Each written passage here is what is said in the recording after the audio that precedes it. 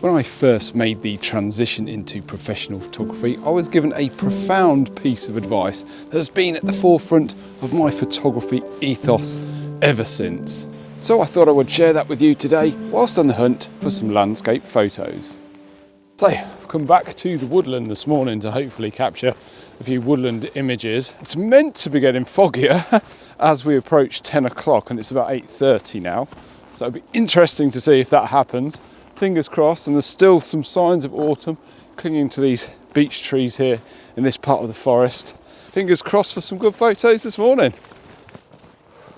So when I first turned pro, I went on a week-long workshop all about running a business as a professional photographer, and it was a brilliant course, and it covered everything from dealing with clients to editing and generally making the business a success for the long term. It really was a great investment, and I often return to my course notes even now, which is 16 years down the line.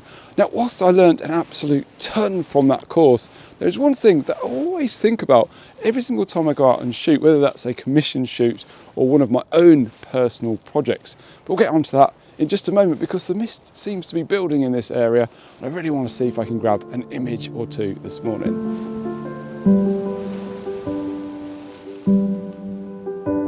Now, when I talk about being a professional photographer, I'm not trying to suggest that I'm better than anyone else. There's many amateur photographers that consistently produce amazing work that I admire and look up to. Yeah, I just wanted to put that out there. Anyway, let's get on with it. So I found a composition really quickly. I wasn't quite expecting it. I was looking for woodland photos and I came down to this viewing station, which has just been built actually. I've been down here a few times. It's just been a track to the water's edge, but it looks like they've built this fence around it to help people when they're bird watching across the marshes here. So yeah, it's quite a nice elevated position looking down the estuary. We've got this natural S-curve as the water meanders through the scene. There's a castle in the backdrop too. We've got some overhanging branches which sweep over from the left-hand side, which help the composition a little bit. There's one positioned right up in the top of the frame, which I wasn't too sure about to start with, but actually I think it adds a little bit of depth to the image as well. And every now and again the sun comes out on the backdrop there, just giving us a bit of light, which is really nice. I'm at f11 1/20th of a second ISO 125 with the 70-300 lens on. I'm focused about in the middle of the frame, and that seems to get everything sharp, which is nice. So let's get this one now and see if that mist thickens up. That's a nice start though. Lovely.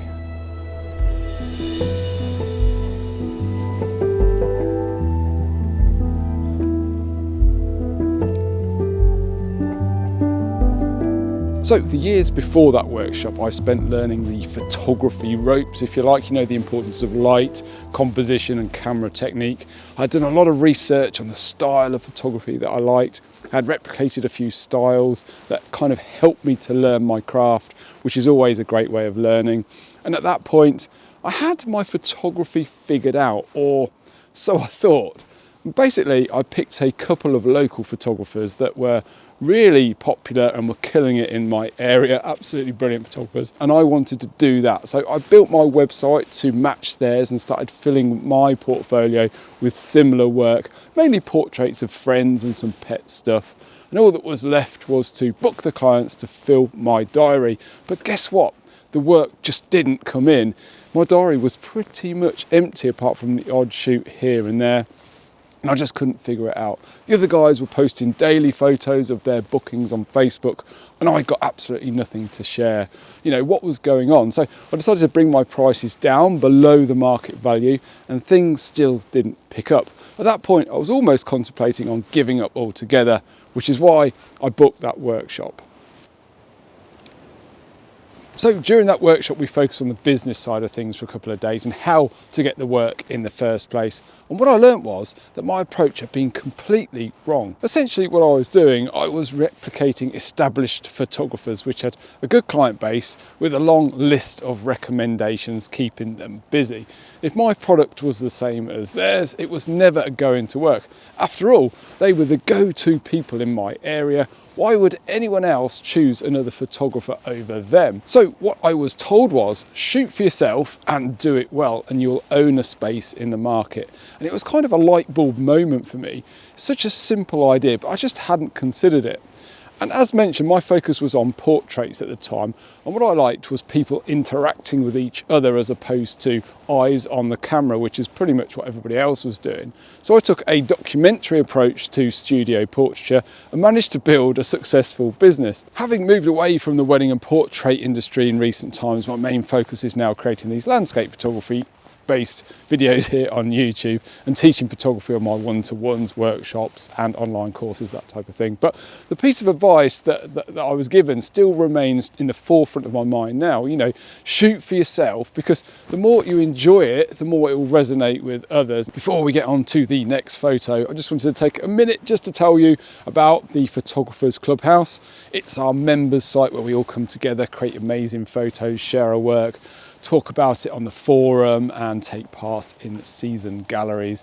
There's a lot going on over there, and at the minute there's a 20% discount, so if you fancy checking it out and joining a community of like-minded people for less than a pint of beer a month, then follow the link in the description. Anyway, let's go and see if we can find another photo.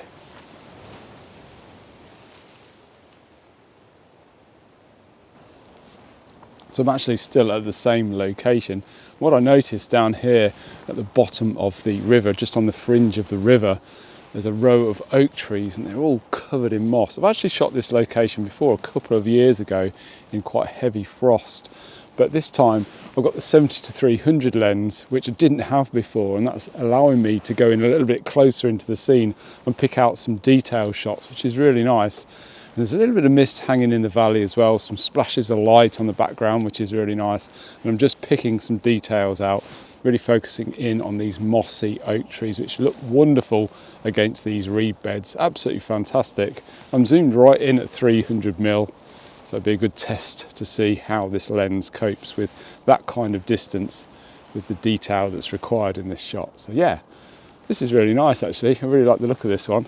Colour's absolutely beautiful, such pastel tones, just wonderful.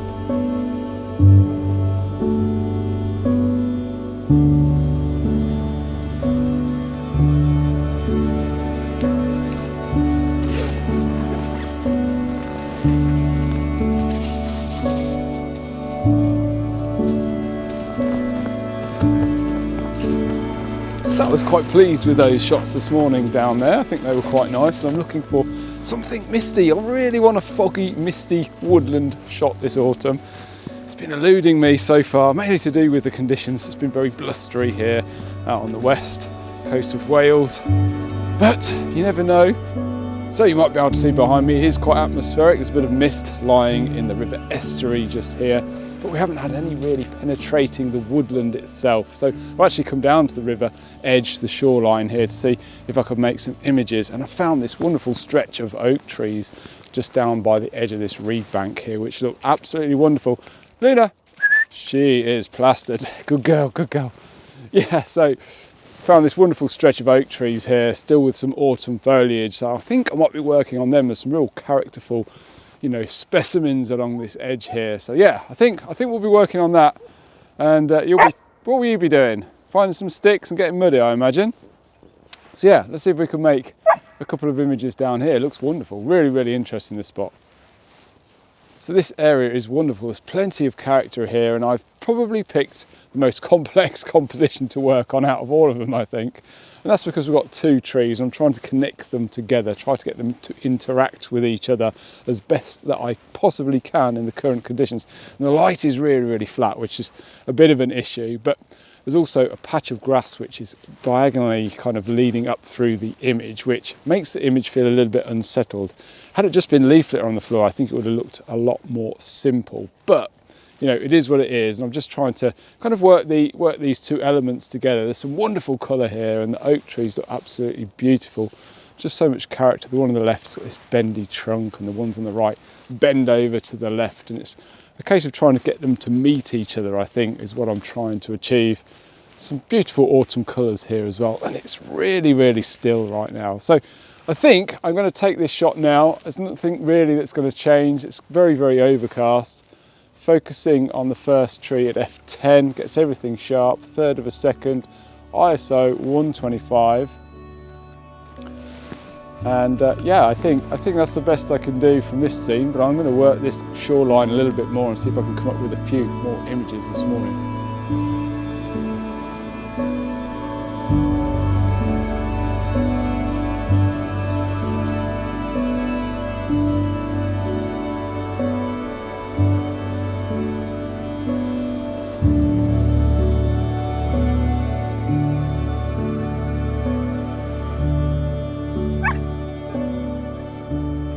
So I think where I'm going with this is that if you shoot for yourself, you might perhaps develop a deeper connection with your photos. Say if you're shooting for, you know, competitions, or with competitions in mind, for example, you could have a big impact on the type of photos you shoot, because in the back of your mind there's always going to be that thought of what a judging panel might be looking for, and it might mean that your photos are influenced by that instead of maybe what resonates with you on a personal level. I think finding unique photos plays a massive part in how I feel about my work. Take the static portrait where we have a model looking at the camera. It's very difficult to bring emotion into those shots, but two people laughing has it in abundance. And I think it's similar with landscapes. Pick a shot from a guidebook and go and replicate it. And unless the conditions are better than those in the book, there's a good chance you're going to come away feeling underwhelmed and probably a little bit disappointed.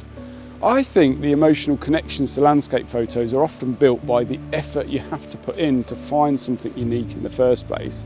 And it's this emotional attachment that I found has deepened my love for capturing the great outdoors. So that got a bit deep, didn't it? Anyway, the video up here will take you to another one where I try my hand at fine art photography, and it's well worth a watch.